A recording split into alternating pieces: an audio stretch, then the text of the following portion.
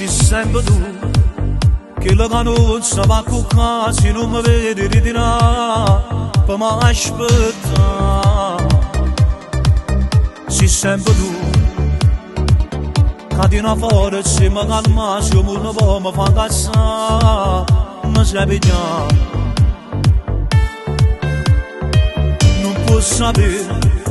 che sicurezza si per me pure lontano pensa a me che fantasia e parla di me con una compagna mi salire scendi per che sempre a dire oh figlio mio non ci sappiamo avvicinare sei sempre pronto a perdonare a te sono sempre che non la tua mamma mi sa portare che ancora molto padre mano amico nuovo che per te non fa per me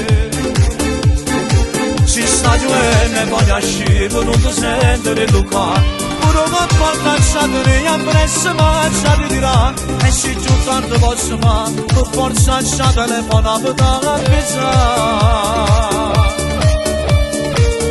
non ti permettere mai pure all'improvviso i sensi di rintanarsi poter essere morire se vuoi forza tu mamma mi sa si può per campare si scende e c'è la senti che tutte le volte tu mi arrivi ma raccomando piccoli e camaronna t'accompagna figli miei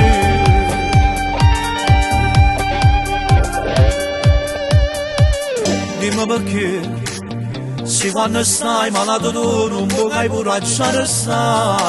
vicino a te dimmi perché fai tutto per non far capire che 50 anni ancora a te so assai mamma non ci sappiamo avvicinare sei sempre pronta a perdonare a te sono sempre che non la tua mamma mi sa portare che ancora molto padre mano amico nuovo che per te non fa per me si sta giocando e poi uscire non ti sento Luca pure che porta il satire a presso marcia di dirà e si giù tanto posso fare per forza c'è telefono per dare avvisare